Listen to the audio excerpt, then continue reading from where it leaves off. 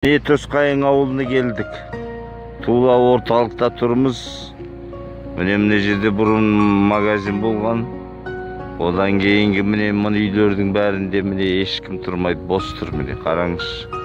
Әне үйлер.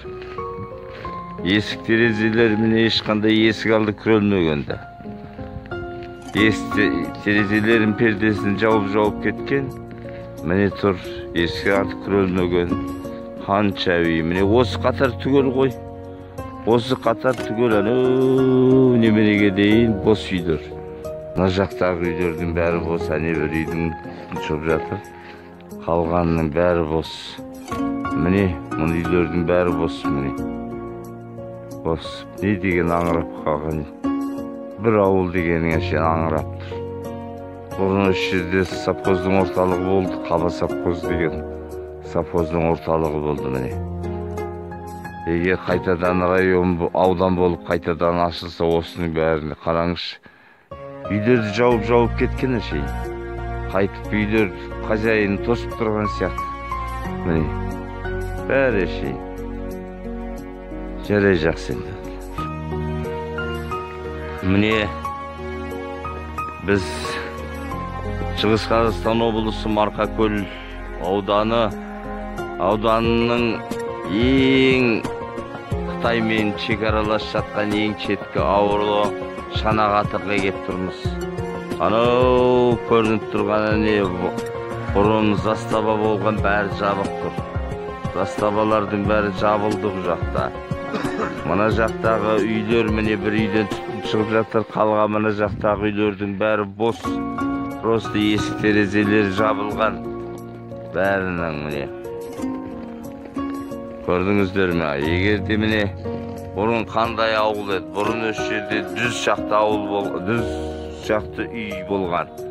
Қазір міне бір 14-15 үй қалды ғой деймін. Мынау міне Шанағатының адамы.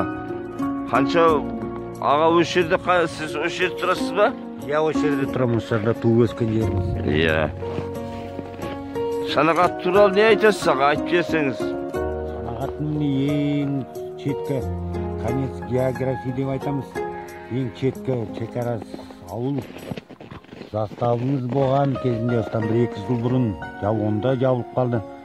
Ауылдар жүз шақты үй тұратұғын 17 үй қалды. Тұрғындар тұрады, қалғанның үйлердің бәрі аңырап бос тұр. Сол енді бұрындарда жақсы ауыл болған, мал шаруашылығы 30 атардай қой ұстайтұғын, 1-2 табын жылқы ұстайтұғын. Сондай совхоз болған кезінде енді көн. Содан қалғаны міне осы, сол қалған үштіп жатыр. Жоқсылық, жастар көш кетеді, жұмыс жоқтығынан. Енді өзіміз аудан болып бөлініп шықса бірдеме жақсырама деп сеніп ойлаймыз енді. Сұрап тілеріміз сол. Жарай жақсы аға.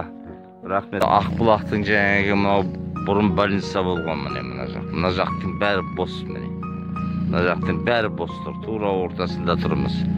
Мына жағы міне школа. Школдан кейін міне мына жақ, мынау контора, то есть клуб. Мынау міне клуб болған бұрын. Ешқандай неменесі жоқ, алан ашық. Алан ашық болып тұрғай міне көрмейсіз. Бәрі бітшіт, ешкімде неменесі жоқ.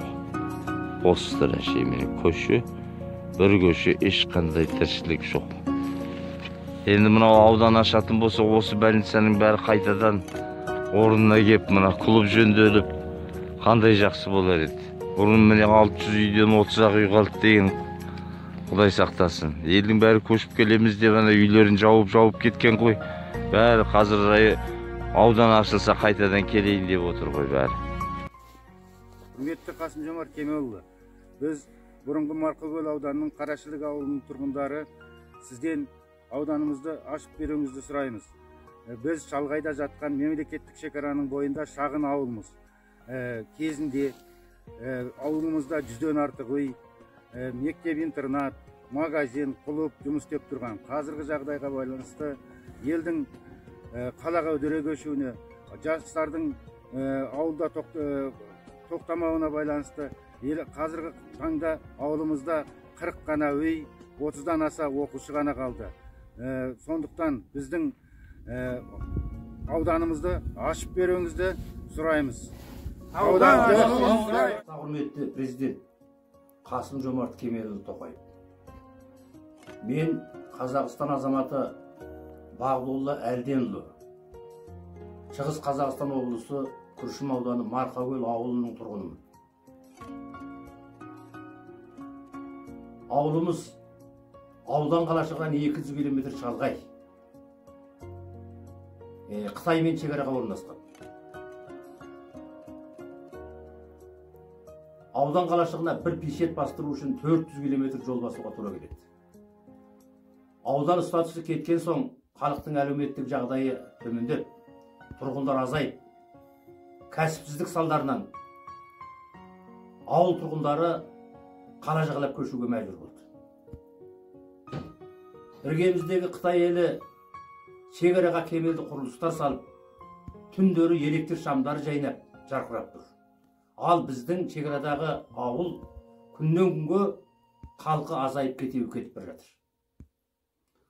Осы жерде ата-бабасынан бері мекенделіп келе жатқан халық еліміздің шекарасын күзетіп, осыны сақтауда еселі қосып келе жатыр.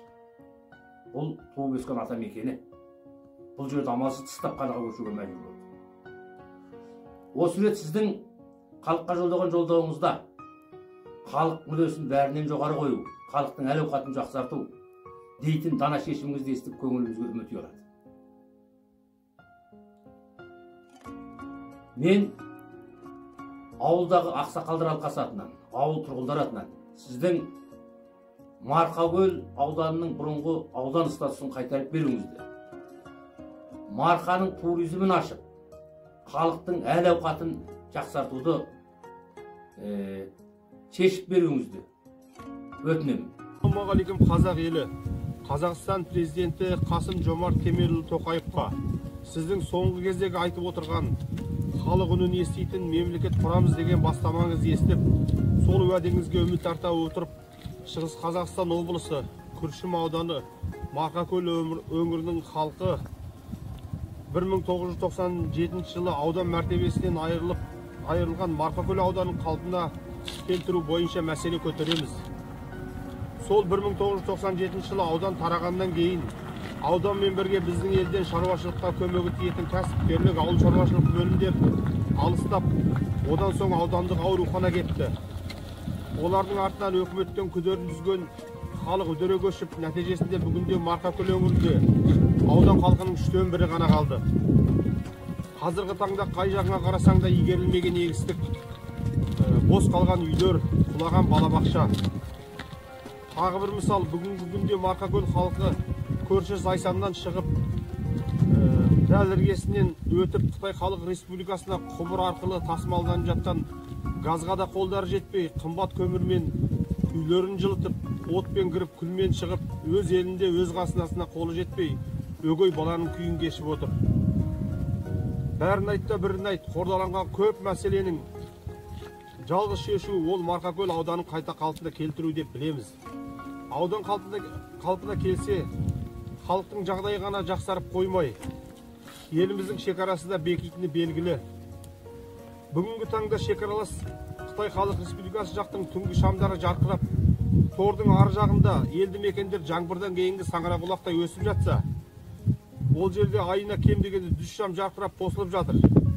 Ал біз жақ ай сайын 10 үйдің шамы бір жолата өшіп, иелері елдің ішкі жағына қоныс аударуда. Бос жатқан жер жау шақырады деп атам қазақ айтқандай, шекаралық ауданның халқын ішкі жаққа көшіріп, шекаралық Марқакөл, Қатонқарағай, Тарбағатай аудандарының жерін босату қандай мемлекеттік саясат екеніне біздің жақтың халқының миы әлі жетпей жүр. Ендігі мақсат ауданды қалпына келтіріп, халықтың жағдайын жасап, өзге елде сұлтан болғанша өз елінде ұлтан болады деген принципті ұстанып отырған мына Марқакөл азаматтарының халқын көшірмей осы жерде ұстап қалу. Егер аудан қалпына келтірілсе, біздің табиғаты көркем, қойнау қазынаға толы Марқакөл ауданында еліміздің дамуына өз үлесін қосатынына сенімдіміз. болот.